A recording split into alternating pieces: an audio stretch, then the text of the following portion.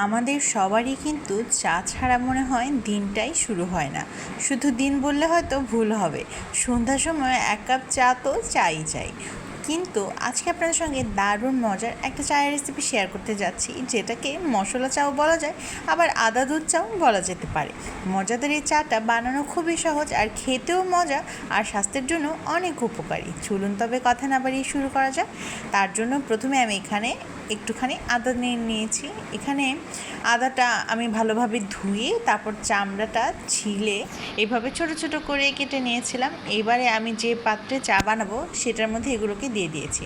দোকানে দেখবেন যখন চা এরকম করে দেয় তখন দেখা যায় চায়ের উপরে আদাগুলো ভেসে থাকে, এতে করে কিন্তু ফ্লেভারটা আসে না। তাই জন্য আমি সবসময় এইভাবে আদাগুলোকে আগে একটুখানি ছেঁচে নিই, যেন এর রসটা পুরোপুরি বের হয়ে যেতে পারে আর পানির মধ্যে খুব ভালোভাবে সিদ্ধ হয়ে এটার ফ্লেভারটা ছড়িয়ে দিতে পারে। আদাগুলো ভালোভাবে থ্যাতলানো হয়ে গেলে এখানে 1 কাপের মতন পানি দিয়ে দিলাম। এবারে কিছুক্ষণ সময় ধরে যখন দেখবেন এভাবে ভালোভাবে জাল উঠে এসেছে তখন দিয়ে দিতে হবে চা পাতা। তবে চা পাতা দেওয়ার আগে ভালোভাবে যেন জাল উঠে আসে কয়েকটা, সেটা খেয়াল রাখতে হবে। এবারে দিয়ে দিলাম চা পাতা। এখানে 1 কাপ চার জন্য 1 চামচ চা পাতা দিয়ে দিলাম। এবারে কিছুক্ষণ সময় ধরে ভালোভাবে কিন্তু জাল করে নিতে হবে। যত ভালো জাল হবে চাটা খেতেও ততই ভালো হবে। আমার কাছে একদম পাতলা চা ভালো লাগে না, আবার অতিরিক্ত কড়া চাও ভালো লাগে না, হতে হবে একদম পারফেক্ট। তাই জন্য কিন্তু জাল হওয়া খুবই ইম্পর্ট্যান্ট। আমার কিন্তু চা প্রায় হয়ে এসেছে। এই পর্যায়ে আমি একটি কাপের মধ্যে বা একটি মগের মধ্যে নিয়ে নিচ্ছি দুধ আর চিনি এর মধ্যে দিয়ে দিচ্ছি। এখানে প্রায় 2 চামচের মতন দুধ নিচ্ছি, এবং আপনারা চিনিটা আপনাদের আন্দাজ অনুযায়ী দিয়ে দিতে পারেন। আমি চিনিটা একটুখানি বেশি খাই, তাই এখানে আমি প্রায় 1.5 চামচের মতন চিনি ব্যবহার করছি। আপনারাও কি আমার মতন চিনি বেশি খান? যদি খেয়ে থাকেন অবশ্যই জানাবেন। চিনি খাওয়া অবশ্যই ভালো না, কিন্তু তাও ছাড়তে তো পারি না।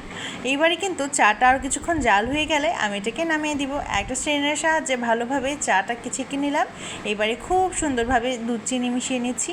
আপনারা কারা কারা আমার মতো এইভাবে দুধ চিনি আলাদা করে চা বানান সেটা কিন্তু কমেন্ট বক্সে অবশ্যই জানিয়ে যাবেন। অনেকেই একসাথে দুধ চিনি দিয়ে চাটা বানান, সেটা জাল হলেও কিন্তু বেশ মজা লাগে। তবে আমাদের বাসায় দেখা যায় এইভাবে আলাদা করেই দুধ চিনিটাকে মেশানো হয়। চায়ের মধ্যে দুধ চিনি খুব ভালোভাবে মিশিয়ে কিন্তু তৈরি করে নিলাম মজাদার চা। আর চা যদি মাটির ভাঁড়ে হয় তবে তো কোনো কথাই নেই। তাই জন্য একটা সুন্দর ভাঁড়ের মধ্যে চাটাকে সার্ভ করে নিলাম। এই তো তৈরি হয়ে গেল আজকের স্পেশাল ডিশ, মশলা চা অথবা আদা দুধ চা। আদা দিয়ে দুধ চা খেতে ভারী মজা। যারা এখনও ট্রাই করেননি অবশ্যই আজকের রেসিপিটি দেখার পর ট্রাই করে ফেলবেন। চা বানানো আহামরি কোনো বিষয় না, কিন্তু চা কিন্তু সবসময় সবার হাতের ভালো হয় না। এইভাবে একবার ট্রাই করে দেখবেন, আশা করছি নিরাশ হবেন না। এত মজার একটা চা খেলেই একদম মনটা জুড়িয়ে যায়। আজ তবে এই পর্যন্ত। সবাই ভালো থাকবেন, সুস্থ থাকবেন। অনেক অনেক ধন্যবাদ।